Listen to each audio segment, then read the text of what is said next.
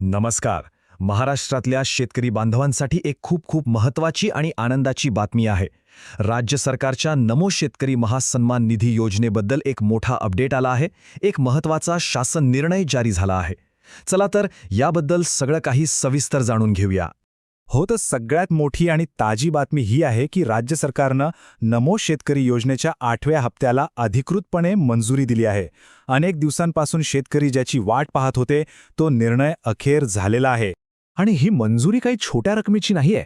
शासनाने या 8व्या हप्त्यासाठी तब्बल 1774 कोटी रुपयांचा निधी वाटप करायला मान्यता दिली आहे. या प्रचंड आकड्यावरूनच आपल्याला या योजनेची व्याप्ती लक्षात येते. चला तर मग आता या नवीन म्हणजे 8व्या हप्त्याबद्दल जरा आणखी सविस्तर बोलूया. याची वेळ कधीची आहे, याचा संदर्भ काय आहे, हे समजून घेणं महत्त्वाचं आहे. हे बघा, आत्तापर्यंत काय काय झालंय ते अगदी स्पष्ट आहे. पहिले 7 हप्ते तर शेतकऱ्यांना मिळाले आहेत. त्यानंतर केंद्र सरकारनं 19 नोव्हेंबर 2024ला पीएम किसान योजनेचा 21वा हप्ता दिला होता, बरोबर ना? तर अगदी त्याच कालावधीसाठी म्हणजे ऑगस्ट ते नोव्हेंबर 2024 या महिन्यांसाठी आता आपल्या राज्य सरकारनं नमो शेतकरी योजनेचा हा 8वा हप्ता मंजूर केला आहे.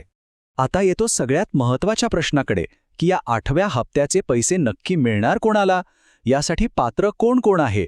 पण हे समजून घेण्याआधी आपल्याला एक सरकारी शब्द समजून घ्यावा लागेल. हा शब्द आहे FTO, म्हणजे फंड ट्रान्सफर ऑर्डर. आता हे ऐकून घाबरून जायचं काही कारण नाही. अगदी सोप्या भाषेत सांगायचं झालं तर जेव्हा सरकार FTO काढतं तेव्हा त्याचा अर्थ असतो की ओके, ह्या व्यक्तीची सगळी माहिती आम्ही तपासली आहे, नाव, बँक खातं, आधार सगळं काही बरोबर आहे, आता पैसे पाठवायला हरकत नाही. म्हणजे हा एक प्रकारचा ग्रीन सिग्नलच असतो. मग आता या सरकारी निर्णयानुसार पैसे कुणाला मिळतील? तर सगळ्यात आधी ज्या पात्र शेतकऱ्यांचं नाव पीएम किसान योजनेच्या 21व्या हप्त्याच्या FTO लिस्टमध्ये होतं त्यांना तर हे पैसे मिळणारच आहेत. पण थांबा, इतकंच नाही. काही शेतकरी असे होते ज्यांचं PFMS रजिस्ट्रेशन किंवा आधार बँक खात्याशी लिंक करण्याचं काम काही कारणामुळे मागे राहिलं होतं.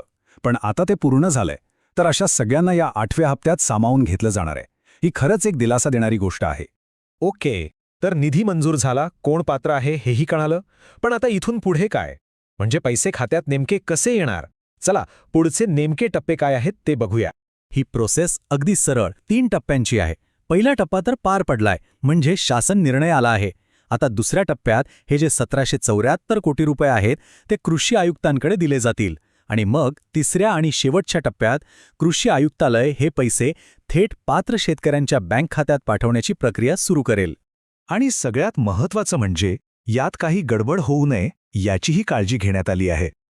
या सरकारी आदेशात स्पष्टपणे सांगितलंय की हे पैसे योग्य लाभार्थ्यांपर्यंत कोणत्याही चुकीशिवाय पोहोचवण्याची सगळीच्या सगळी जबाबदारी ही कृषी आयुक्तांची असेल.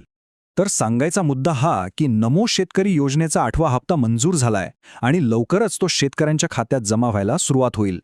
पण जाता जाता एक प्रश्न मनात येतो. शेतकऱ्यांना अशी जी थेट आर्थिक मदत मिळते त्याचा आपल्या शेतीच्या संपूर्ण अर्थचक्रावर आणि शेतकऱ्यांच्या आयुष्यातल्या स्थैर्यावर नेमका काय परिणाम होत असेल? हा विचार करण्यासारखा प्रश्न आहे, नाही का? महत्त्वपूर्ण असा व्हिडिओ आहे. शेअर करा, सबस्क्राईब करा, लाईक करा. धन्यवाद.